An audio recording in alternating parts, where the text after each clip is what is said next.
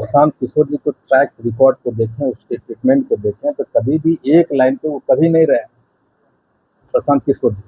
उनकी आइडियोलॉजी क्या है, कोई बता सकता है आज के डेट में? आरएसएस के पास आइडियोलॉजी है, भाजपा की नाम नहीं ले रहा। भाजपा के पास में जब तक ये दो आदमी नहीं थे, एक आइडियोलॉजी हुआ करता था। आरएसएस के पास आइडियोलॉजी है, राहुल जी के पास आइडियोलॉजी है, लालू जी के पास आइडियोलॉजी है, आईपी गुप्ता के पास आइडियोलॉजी है। आप मुझे बताइए प्रशांत किशोर जी का क्या आइडियोलॉजी है और उसका उनका वोट बैंक क्या है, बेस वोट क्या है, कैसे जीतेंगे वो?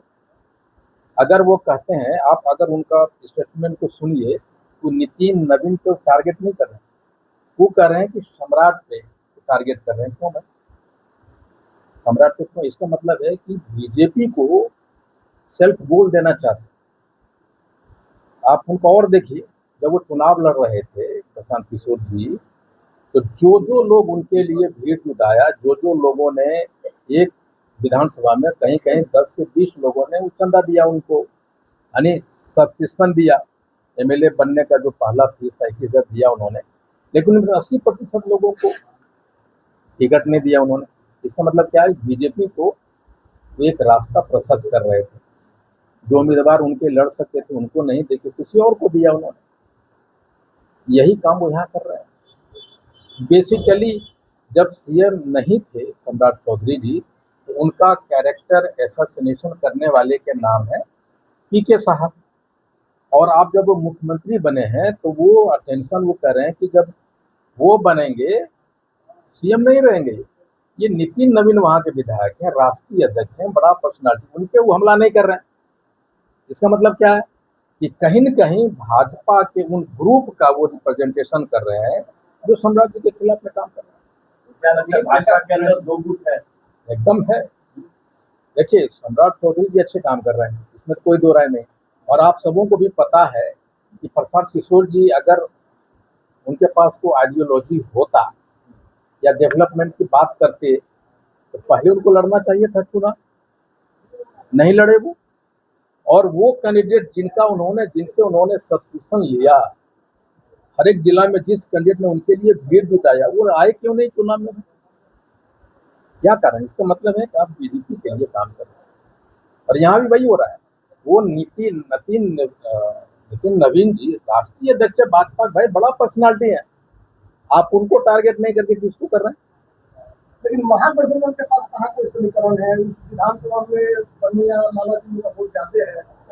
इसका मतलब आपको जानकारी, आपको ले यही कहता, आपको जानकारी नहीं। वहाँ बनिया 13% है भाई। तो मोदी जी के साथ है।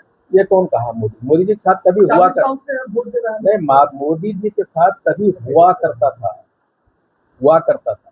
लेकिन मोदी जी का चेहरा जो अभी सामने में आया है ना, ये राम मंदिर, ये मोहन, ये जितने भी लोग हैं, मोहन यादव, ये जो लुटेरों का जो गिरोह है, उसको बचाने वाला का नाम है प्रधानमंत्री, जिनका आप नाम ले रहे हैं। महागठबंधन का क्या समीकरण है? कौन सा? देखिए 13% तो खुद उनका है, बनिया का।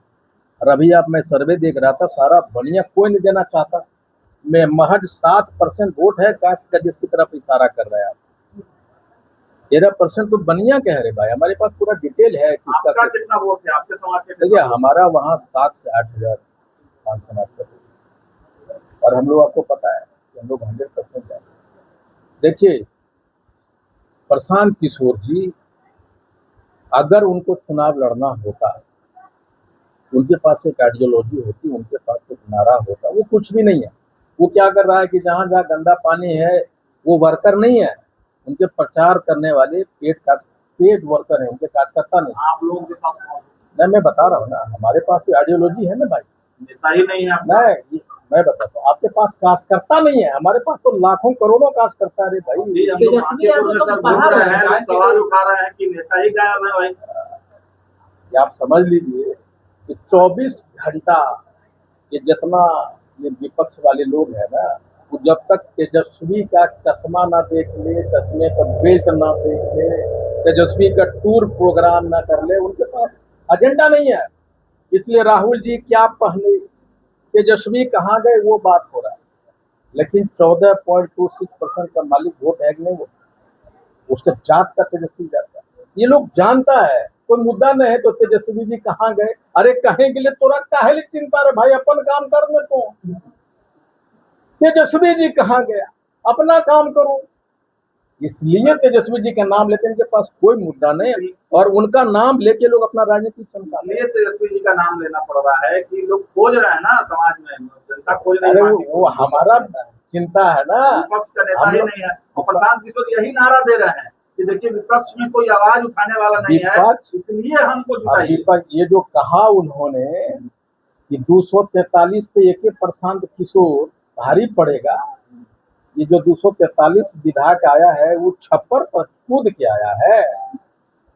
वो कहता है कि वो ये सम्राट को हटाने के लिए इलेक्शन है, वो कहते हैं सम्राट को चुना हुआ नहीं है। अरे भैया, बात सब जानता था कि नीतीश जी अब बहुत ज्यादा दिन प्रधानमंत्री मुख्यमंत्री नहीं बने रहेंगे, भाजपा अपना मुख्यमंत्री बनाएंगे, तो भाजपा जिसको चाहती बना देती। मोहन यादव कौन है, खट्टर कौन था, वो भाजपा का मुख्यमंत्री है सम्राट चौधरी जी। ये जो बातें कहती है ना, इसका कोई लॉजिक नहीं है। प्रशांत किशोर आईपी गुप्ता जी, आप भी लगातार एनडीए के नेताओं के साथ मिल रहे हैं, संपर्क में हैं। अब एक बात बताइए, ये जो बड़ा कॉन्सेप्ट बड़ा गलत है कि हम विपक्ष में हैं तो हम भाजपा वाले को, एनडीए वाले को सिर्फ विरोध करें। नहीं, अरे सरकार सबके लिए होता है, हमारे लिए भी सरकार है। हम एमएलए हैं तो हम अपने काम के लिए, सरकार उनका तो उनके पास नहीं जाएंगे मेरा ये काम कीजिए, लेकिन अपने प्रिंसिपल से समझौता नहीं है। क्या बात की सम्राट चौधरी से सहरसा के बारे में बात हुआ और हमारा बात हुआ कि हमारा जो आरक्षण छिना है और सुप्रीम कोर्ट के डिसीजन को गलत व्याख्या करके हमारे बच्चों को जो नौकरियों के बीच में निकाला गया, उसके बाद उन्होंने कहा नहीं कि आ जाएगी। देखिए, इस तरह की बातें नॉर्मली नहीं होती जब हम लोग 1 to 1 बैठते। ये पॉलिटिकल मीटिंग था ही नहीं, ये बेसिकली हमारे मुद्दे से रिलेटेड मीटिंग था, इसलिए प्रशांत किशोर जी वहाँ कोई फैक्टर नहीं। प्रशांत किशोर जी का फैक्टर क्या पता है ना, वो आप लोगों के मोबाइल से टीवी में चढ़ जाते हैं, और हमारा जो कैंडिडेट होता है, हम लोग जो होते हैं क्षेत्र से टीवी में जाते हैं और वो टीवी से उतरते हैं, वही सब फैक्टर बना रहा है। हाजीपुर में अभी तक बीजेपी अपना कैंडिडेट नहीं उतारी है।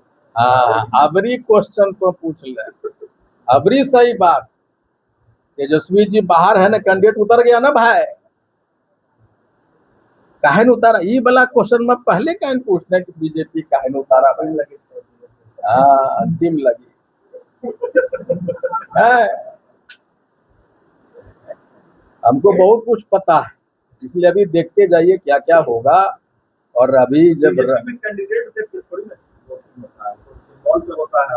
अब तो बात ऐसा है कि बीजेपी का नामा कौन सुनना चाह रहा है, जैसे ही बोलिए मुंह सिकुड़ाइए यार, ये चोरों की पार्टी वहां उतर गई है, चोरों की पार्टी है, चोरों को संरक्षण देने वाली पार्टी है। बीजेपी कभी हुआ करती, इसलिए राज्य जैसे आप मुझे देखिए, मेरे बारे में हर रोज चलता है आईपी गुप्ता गेल लो, आईपी गुप्ता गया, गए क्यों नहीं गए, क्योंकि आइडियोलॉजी से बंधे।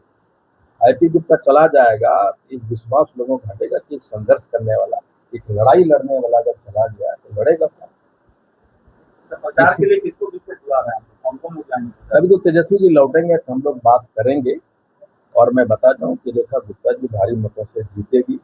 और प्रशांत किशोर जी के बारे में जो आप लोग हवा बना रहे हैं ना, उनका जो टीम है सोशल मीडिया वाला, तो ठीक है, लेकिन आप लोग भी तो अलग अलग है ना। कांग्रेस की राहुल गांधी आएंगे, राहुल गांधी आएंगे प्रचार, ये तो तय होगी ना किसको लाना है किसको नहीं लाना। तेजस्वी जी ने कैंडिडेट घोषित करने से पहले पूछा था आप लोगों से? हमसे तो उन्होंने कॉल किया हमको, कल उनका कॉल नहीं किया, हमको कॉल किया उन्होंने कल, रेखा गुप्ता जी के बारे में सोच रहे आपकी क्या राय। कांग्रेस से ज्यादा वैल्यू आपको को मिल रहा है। बात वो नहीं, कांग्रेस अपने विचारों से भटक नहीं सकती।